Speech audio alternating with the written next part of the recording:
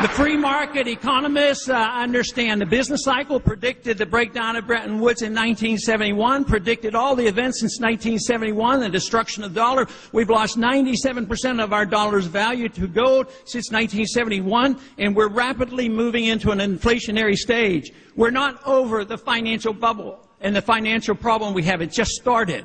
What I believe will happen, I hope I'm absolutely wrong on this, but as time goes on, we are going to work our way into a situation that is going to combine the vicious downturn of the 1930s with the vicious upturn of prices and inflation of the 1970s. That will be very devastating, and that will indeed be a threat to all our liberties and institutions. Medicare and Medicaid are bankrupt. You can't save Medicare and Medicaid by creating another $1 trillion medical program.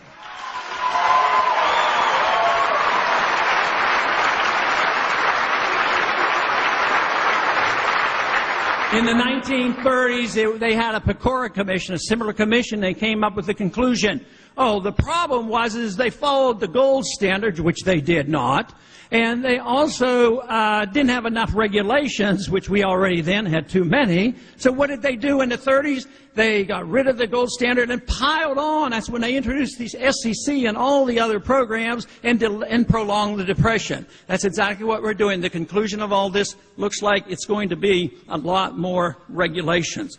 I'm for regulations, but the number one regulation is to regulate the Federal Reserve System is what we need to regulate.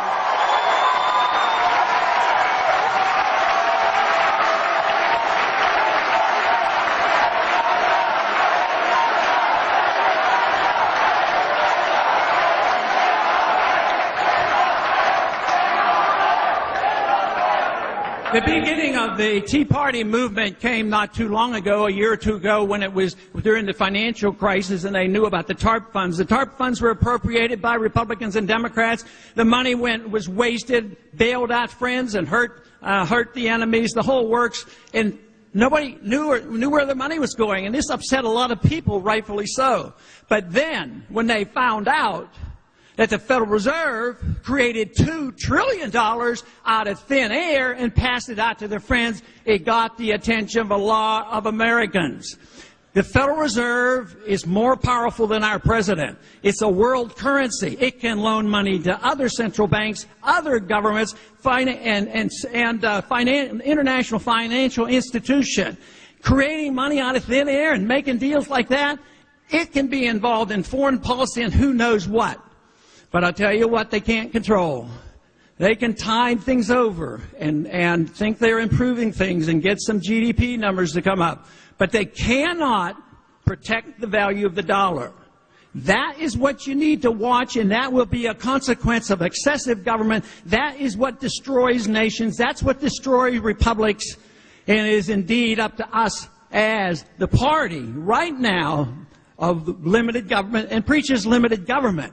But you can't be for limited government halfway and reject it on the other way. The whole way has to be limited government.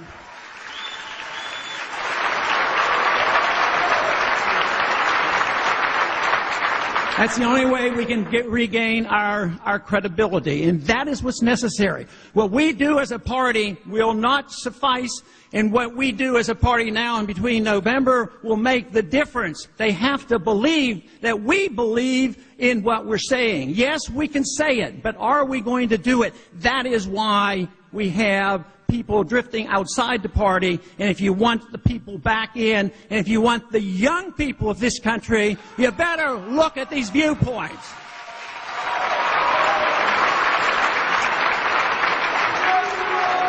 About 100 years ago or so, freedom was divided into two pieces, economic liberty and personal liberty. For no good reasons. The founders didn't believe that. Personal civil liberties was the same as economic liberties. If you believe in civil liberties for personal choices, you ought to believe in economic choices as well. We need to put that back together. It makes sense. It makes sense to the young people that I talk to. Let me tell you, there's a revolution on the college campuses right now.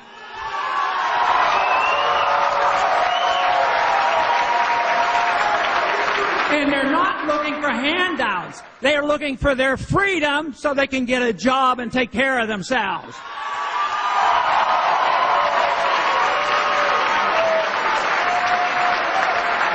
The ultimate goal of all our political action should be to strive for liberty. That is what I'm dedicated to. I've been doing it for a lot of years. And there's a lot more interest right now, mainly because the country is in trouble. But our goal should be for seeking liberty.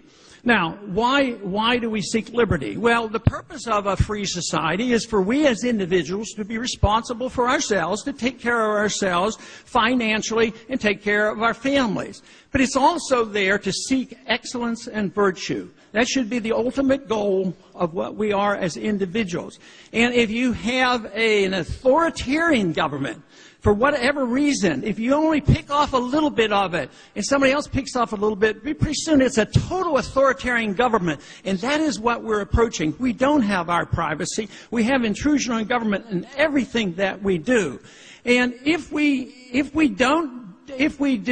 allow the government to take over this role, which should be personal, if we allow the government to promote economic equality, which the liberal do-gooders want. Oh, yes, injustices, we got to take care of it, and we'll do it, and this is going to make the economy better, and it'll be fair and equal to everybody. Well, we know, everybody in this audience knows, socialism fails. It might make them equal, but they're going to all be equally poor. But the same argument can be made for those who will say, I am going to make you a better person by writing a whole lot of rules, and the only person you've endangered with by making mistakes is yourself. Governments can't do that. Governments can't protect you from yourself, and that's what we're trying to do. And I would say, give up on it. Why don't we look to the rules and regulations that we have been given? They've been written down. It was the best document ever written. It's just too bad we don't ever follow it. I have a lot of young people come to my office, and I'm delighted to see them because quite frequently the young people, it's not just the college students, it's high school students come in, and they've gotten wind of the freedom philosophy. But you know what I love? Is they come in and the parents readily admit it. They said, and I'll ask them, I said, well, who discovered the freedom philosophy first? It's usually the 16 or the 17-year-old. And the parents then, they've made the parents listen to it, so that really pleases me. But also, when the young people come, I have a bit of a habit of passing out constitutions. And, you know, the Constitution is pretty thin. There's not a whole lot of words in there, and everybody in this room can read it. But I couldn't understand a lot of it was in a 2,000-page medical document. It only took one page for me to discover I didn't like it. But the Constitution is understandable. It's so great.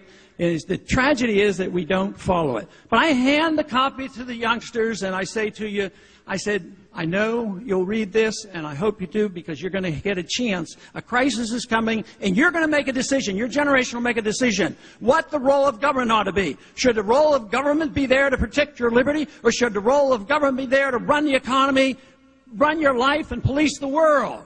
And I said, the reason I give it to you is I haven't been able to get anybody around this place to read it.